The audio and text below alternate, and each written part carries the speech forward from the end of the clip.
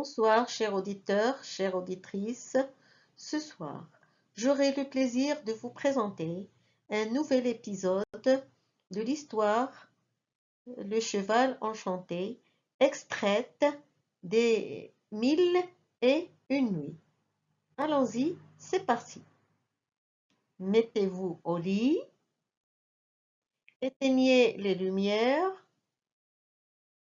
détendez-vous, relaxez-vous et donnez-moi vos oreilles. Rappelez-vous que le prince avait monté le cheval merveilleux et a disparu de la vue de son père et de l'assistance. Le cheval ni le prince Firouzschah ne paraissaient plus dans l'air, et le roi de Perse faisait des efforts inutiles pour l'apercevoir, quand l'Indien, alarmé de ce qui venait d'arriver, se prosterna devant le trône et obligea le roi de jeter les yeux sur lui et de faire attention au discours qu'il lui tint en ces termes. « Sire, dit-il, votre majesté elle-même a vu que le prince ne m'a pas permis, par sa promptitude, de lui donner l'instruction nécessaire pour gouverner mon cheval. Sur ce qu'il m'a vu faire, il a voulu marquer qu'il n'avait pas besoin de mon avis pour partir et s'élever en l'air, mais il ignore l'avis que j'avais à lui donner pour faire détourner le cheval en arrière et pour le faire revenir au lieu d'où il est parti.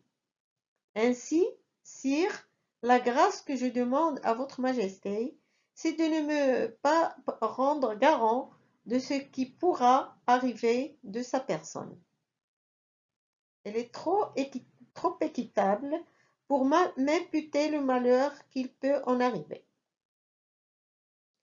Le discours de l'Indien affligea fort le roi de Perse, qui comprit que le danger où était le prince son fils était inévitable, s'il était vrai, comme l'Indien le disait, qu'il y eut un secret pour faire revenir le cheval, différent de celui qui le faisait partir et élevé en l'air. Il lui demanda pourquoi il ne l'avait pas rappelé dans le moment qu'il l'avait vu partir.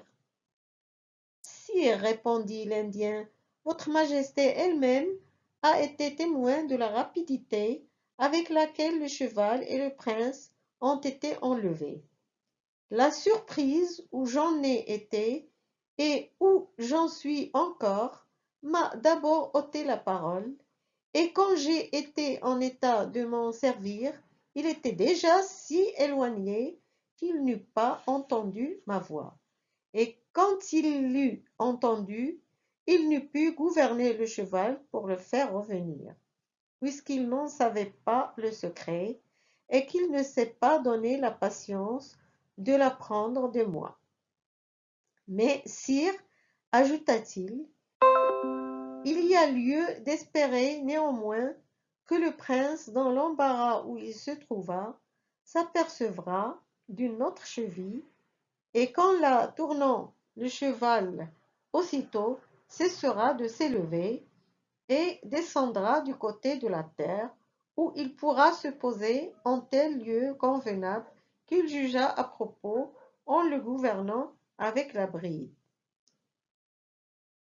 Nonobstant le raisonnement de l'Indien, qui avait toute l'apparence possible, le roi de Perse, alarmé du péril évident où était le prince son fils. « Je suppose, reprit-il, chose néanmoins très incertaine, que le prince mon fils s'aperçoive de l'autre cheville, et qu'il en fasse l'usage que tu dis. Le cheval, au lieu de descendre jusqu'en terre, ne peut-il pas tomber sur des rochers ou se précipiter avec lui jusqu'au plus profond de la mer? »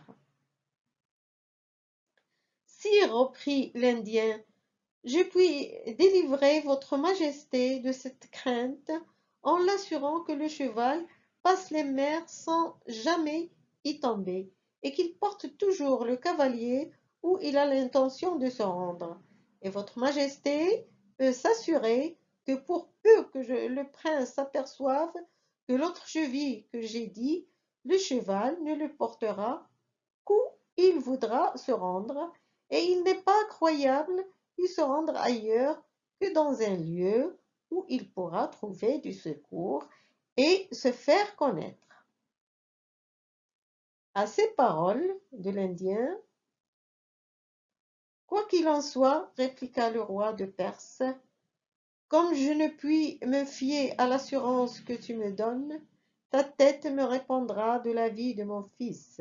Si dans 3 mois je ne le vois revenir sain et sauf, ou que je n'apprenne certainement qu'il soit vivant, il commanda qu'on s'assurât de sa personne et qu'on le resserrât dans une étroite prison, après quoi il se retira dans son palais extrêmement affligé de ce que la fête du Névrou, si solennelle dans la Perse, s'était terminée d'une manière si triste pour lui et pour sa cour. Le prince Firouzschah, cependant, fut enlevé dans l'air avec la rapidité que nous avons dit, et en moins d'1 heure, il se vit si haut qu'il ne distingua plus rien sur la terre, où les montagnes et les vallées lui paraissaient confondues avec les plaines. Ce fut alors qu'il songea à revenir au lieu d'où il était parti. Pour y réussir, il s'imagina qu'en tournant la même cheville à contresens et en tournant la bride en même temps, il réussirait, mais son étonnement fut extrême quand il vit que le cheval l'enlevait toujours avec la même rapidité. Il la tourna et retourna plusieurs fois, mais inutilement. Ce fut alors qu'il reconnut la grande faute qu'il avait commise de ne pas prendre de l'Indien tous les renseignements nécessaires pour bien gouverner le cheval avant d'entreprendre de le monter.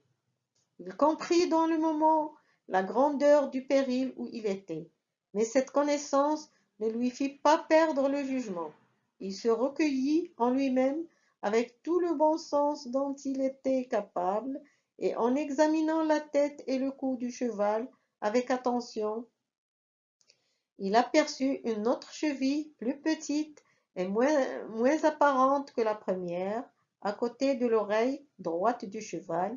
Il tourna la cheville, et dans le moment il remarqua qu'il descendait vers la terre par une ligne semblable à celle par laquelle il avait monté, mais moins rapidement. Il y avait une demi-heure que les ténèbres de la nuit couvraient la terre à l'endroit où le prince Firouzschah se trouvait perpendiculairement quand il tourna la cheville. Mais comme le cheval continua de descendre, le soleil se coucha aussi pour lui en peu de temps, jusqu'à ce qu'il se trouvât entièrement dans les ténèbres de la nuit. De la sorte, loin de choisir un lieu où aller mettre pied à terre à sa commodité, il fut contraint de lâcher la bride sur le col du cheval, en attendant avec patience qu'il achevât de descendre, sans inquiétude du lieu où il s'arrêtait, savoir si ce serait un lieu habité, un désert, un fleuve ou la mer. وأدرك شهرزاد الصباح فسكتت عن الكلام المباح. C'est comme ça qu'elle terminait chaque jour son récit pour assurer sa survie et pour tenir le roi toujours en suspense. Voilà pour cet épisode. J'essaierai de faire la suite très prochainement. Si vous avez aimé ma vidéo, abonnez-vous à ma chaîne